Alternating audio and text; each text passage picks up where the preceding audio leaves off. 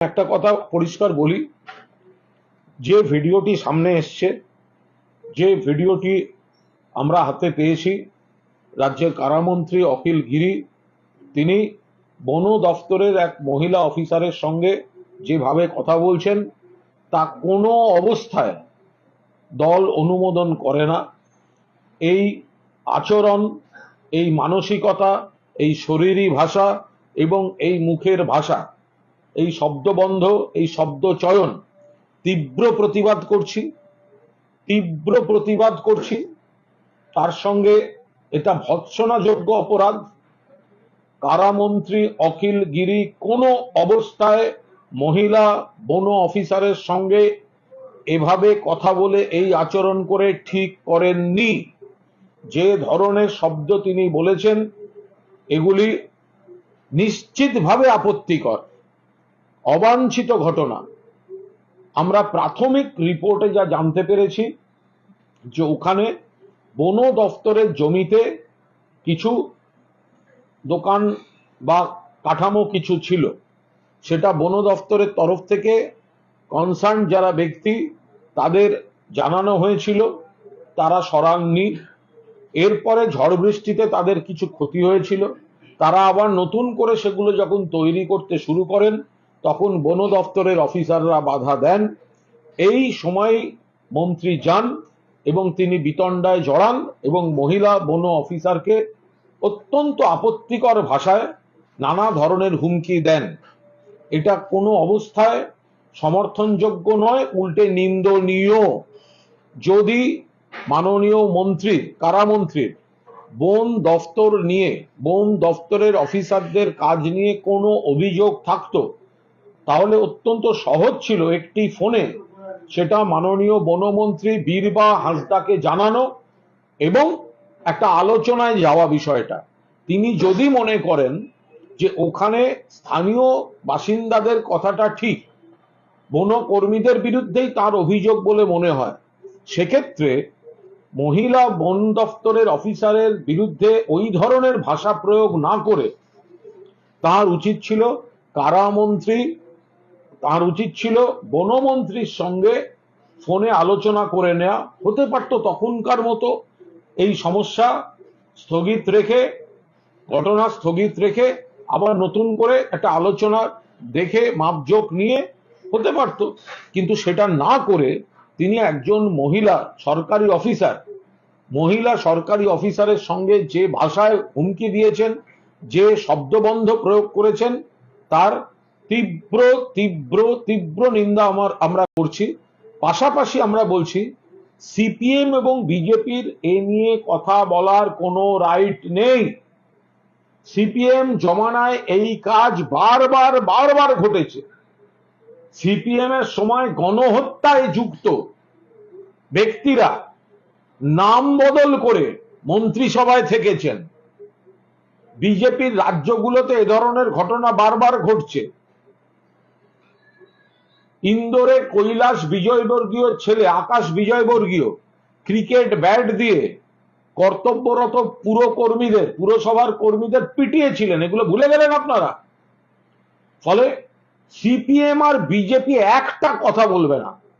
CPM তাদের 34 বছরের এই অত্যাচার ভুলিয়ে দিতে চাইছে ধোয়া তুলসী পাতা সাজছে। আমাদের যদি কেউ কোনো আপত্তিকর কাজ করেন, আমাদের নেত্রী মমতা বন্দ্যোপাধ্যায়, আমাদের নেতা অভিষেক বন্দ্যোপাধ্যায়, আমাদের সভাপতি সুব্রত বক্সী, আমাদের দল, আমরা দেখছি সে বিষয়টায় কি করা যায়। এখানে সিপিএম আর বিজেপি যেন কোনো অবস্থায় জ্ঞান দিতে না আসে। সিপিএম এর যারা নাম ভাঁড়িয়ে মন্ত্রিসভায় ছিল বামফ্রন্ট জমানায়, কেউ গণপিটুনি, কেউ গণহত্যা, এসব অভিযুক্ত যারা, তারা আবার আজকে বড় বড় কথা বলতে এসছে। বিজেপি কৈলাস বিজয়বর্গীয়, আকাশ বিজয়বর্গীয়কে গ্রেপ্তার করতে গেছিলেন, সেই ভিডিও তো হাতে হাতে ঘুরেছে।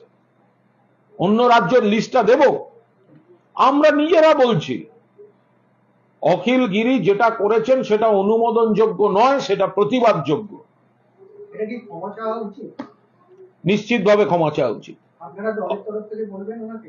সেটা দলের শীর্ষ নেতৃত্ব দেখবে, যা বলার তাকে দলের শীর্ষ নেতৃত্ব কমিউনিকেট করবেন। নিশ্চিতভাবে অখিলগিরির উচিত যা উত্তেজনার মাথায় বলে ফেলেছেন সেই মহিলা অফিসারকে একদম পরিষ্কার দুঃখ প্রকাশ করে নেয়। একজন মন্ত্রী হিসাবে উনি বলছেন সরকারি কর্মী মাথা নিচু, যখন মন্ত্রী বলবেন তখন দেখুন, আমি সামগ্রিকভাবে বলেছি যে উনি যেগুলো বলেছেন সেগুলো ভৎসনাযোগ্য, প্রতিবাদযোগ্য। এবার আপনি তারা যদি এক একটা করে লাইন তুলে বলতে আরম্ভ করেন তাহলে আমার তো একই উত্তর হবে। আমি তো গোটা শব্দবন্ধ, আলোচনা, মানসিকতা, সংলাপ ক্ষেপণ, এই শব্দবন্ধনী সবটা মিলিয়েই বলছি অনভিপ্রেত, দুর্ভাগ্যজনক, অবাঞ্ছিত। ফলে আলাদা আলাদা করে একটা করে লাইন তুলে বললে তো আর পাল্টাবে না সেটা। মুখ্যমন্ত্রী তো নির্দেশ দিয়েছিলেন সরকারি জায়গা দখলমুক্ত করার, সেখানে একজন রাজ্যের একই কথা বলছেন আপনি। আপনারা কি চাইছেন? আর কি কি বলতে হবে? যে বারবার এক মানে এই কথাটাই তো বলছি যে কারা মন্ত্রী যে কাজটা করেছেন সেটা সমর্থনযোগ্য নয়। মুখ্যমন্ত্রীর নির্দেশ ছিল সরকারি জমি অন্য যারা জবরদখল করেছে সেই জমি জবরদখল মুক্ত করতে হবে। সেখানে কাজ হচ্ছিল, বন দপ্তর তার জমি জবরদখল মুক্ত করতে চেয়েছে। এবার কারামন্ত্রী সেই এলাকার মানুষের কোনো কথা যদি তার মনে হয় যে সেই এলাকার মানুষের কোনো কথা নিয়ে আলোচনা করা উচিত, তাহলে মহিলা বন অফিসার তিনি কি করবেন? তিনি তো তার ডিউটি করতে গেছেন, তাকে কেন এইভাবে হুমকি দেওয়া হচ্ছে? কেন হুমকি দেবেন তাকে? তাকে সেই জায়গায় তো ওনার উচিত ছিল বনমন্ত্রীকে ফোন করে আপাতত বিষয়টা থামিয়ে তারপরে আবার ওনার যা বক্তব্য সেগুলো বনমন্ত্রী, একই মন্ত্রী সবাই আছেন, কেন ওখানে গিয়ে এই ধরনের কোনো মহিলার সঙ্গে এই ব্যবহার করবেন?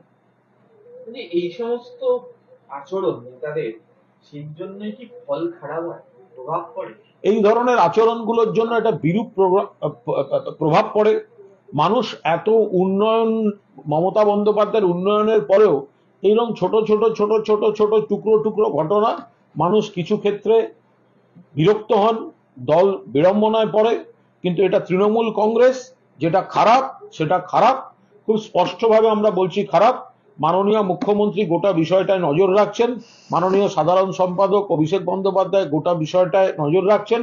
দলের তরফ থেকে যা যা কমিউনিকেট করার ওনাকে কমিউনিকেট করে দেওয়া হবে। দলের তরফ থেকে যদি ভবিষ্যতে কিছু বলার থাকে যথাসময়ে দল জানিয়ে দেবে।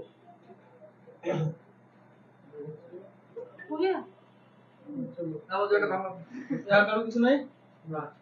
প্রশ্ন আছে, সেটা হচ্ছে এই যে জীবন বীমা এবং স্বাস্থ্য বীমা যে জিএসটি আইনে সংঘাত দেখা দিয়েছে রাজ্যের সাথে, রাজ্য আর এই কেন্দ্রের এই সংঘাতে কি রাজ্যের উন্নয়ন বাধা পাচ্ছে? রাজ্য সরকারের পরিষ্কার বক্তব্য, মমতা বন্দ্যোপাধ্যায়ের পরিষ্কার বক্তব্য, জীবন বীমা এবং স্বাস্থ্য বীমা যেটা সাধারণ মানুষের খুব প্রত্যেকে এর সঙ্গে